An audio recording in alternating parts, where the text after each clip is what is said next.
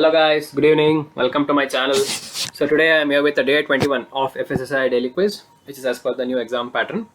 So if you haven't watched the previous 20 videos, you can go to my channel, and in the playlist I have created a separate playlist called as Fssai daily quiz and also as Fssai classes. You can watch either of them, and also the PDF will be provided in my Telegram channel. The link to the Telegram channel has been provided in the description box. So today we are going to discuss questions on many topics with respect to environment, polity, and also with respect to FSSAI.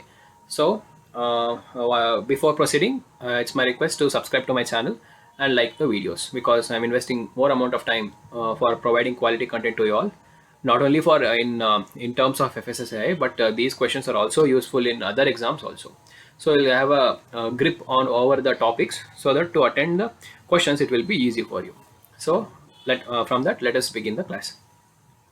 According to FSSA, dash means a scientifically based process consisting of following steps. That is hazard identification, hazard characterization, exposure assessment, and risk characteristics. So among the following, which of the following best suits in this fill in the blank? So the answer is among the four is risk assessment. So if you fill the blank with risk assessment, it's suitably means the following statement. So according to FSSA, risk assessment means a scientifically based procedure or the process consisting of following steps: hazard identification, and also remember these four: hazard identification, hazard characteristics, exposure assessment, and risk characterization. So these are the four topics which come under the risk assessment of FSSA Act. Okay. Which of the following will be result of expansionary fiscal policy stands by the government? See, I'll explain. Fiscal policy means from the help from the government. Okay. Whereas monetary policy is the task which is under the powers of RBI. Okay. So as soon as you see fiscal policy, you need to remember government, and as soon as you see monetary policy, you need to remember RBI. So I'll explain. So what is fiscal policy? So the policies which are taken by the government to increase the growth of the economy in a country. Okay, economy.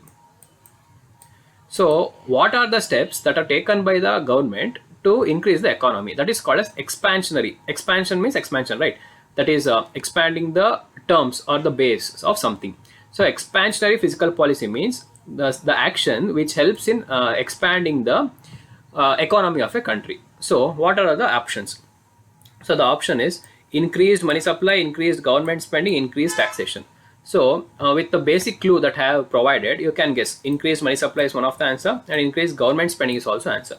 So increased taxation cannot be, because you're trying to expand the economy. So if you expand the tax, then almost all the some of the money that you earn will come back to government. So it will not help in the expanding the economy. So the options are 1 and 2.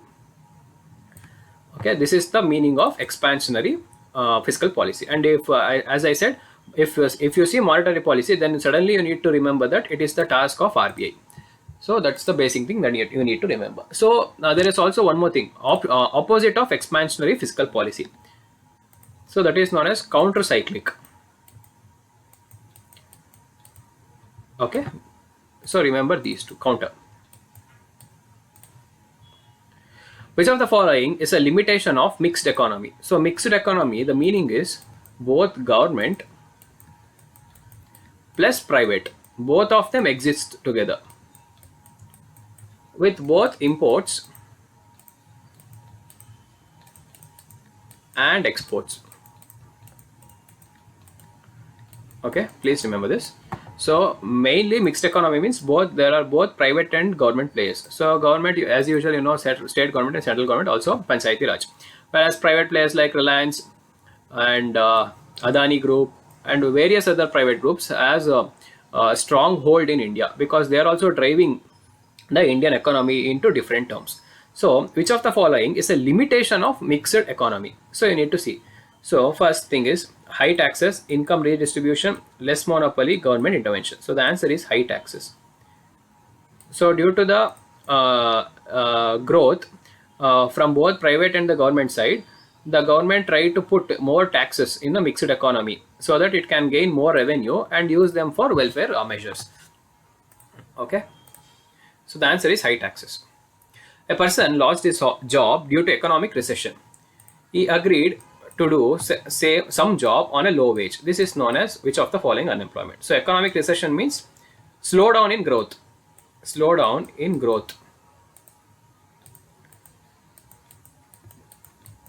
So especially in GDP.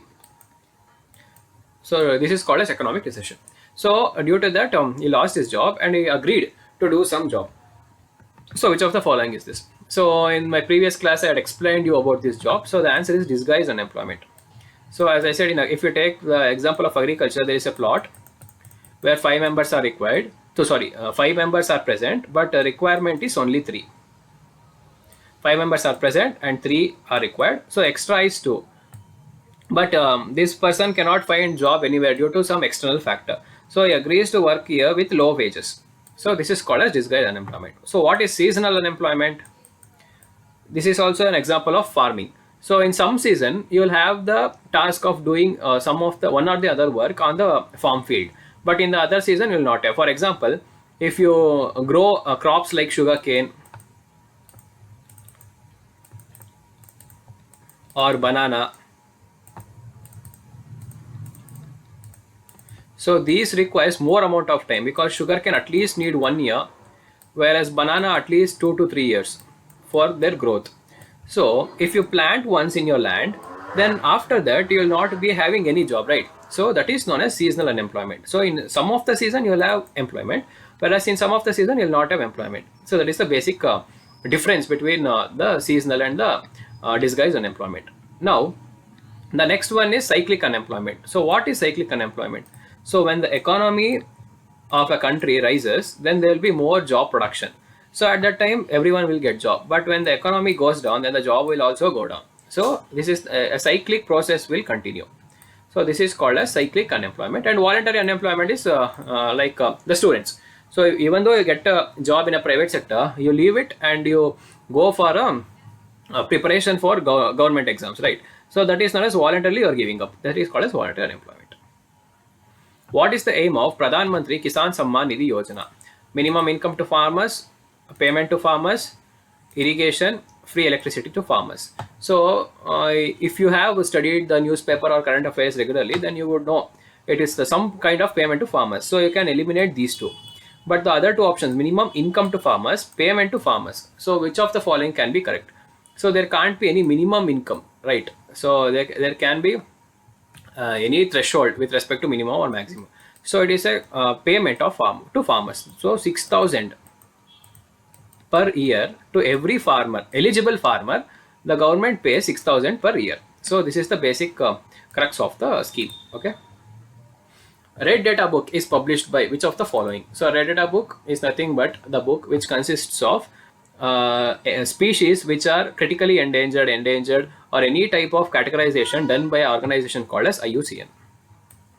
And please remember, IUCN is an NGO, international NGO, which has collaborated with many governments. So it has so much of prominence in the worldwide. Okay. Who among the following chairs the National Board for Wildlife? So National Board for Wildlife was established under Wildlife Protection Act of 1972. So the chairman of National Board for Wildlife is Prime Minister. So Prime Minister is the head of this board. Please remember this. So it is not the Ministry of Environment or Environment Secretary or any other person. So this is the last question. Consider the following statements. The famous Ramsar Convention is one of the important UN environmental convention. All the designated Ramsar sites are listed in the Montreux record. So which of the following is correct? So first you need to know what is this Ramsar site. So Ramsar Convention, Ramsar is a place in Iran. Okay. So the Ramsar Convention was established to protect the wetlands. So these are the wetlands which will be protected under the Ramsar Convention. So it is not a convention under UNEP. So it is an independent convention. It does not come under any body. Usually some will say it comes under UNESCO. But when I search for it, it is it is an independent convention. Okay, all the designated Ramsar sites are listed in the Montreux record. No, Montreux record is a special record where only wetlands which are threatened of extinction. So wetlands which are threatened due to extinction are put in the Montrix record, and stricter actions will be taken for the conservation of such wetlands. So the answer is neither one nor two. So in India, the Montrix record contains only two sites. Okay, two sites of India. So my question is, you need to identify these two sites which are from India in the Montrix record and answer it in the comment section. So this is the today's question for you all, guys. So that's all for today, guys. If you like the video, please like it and share it with your friends and subscribe to my channel. So that's all for today, guys. Thank you.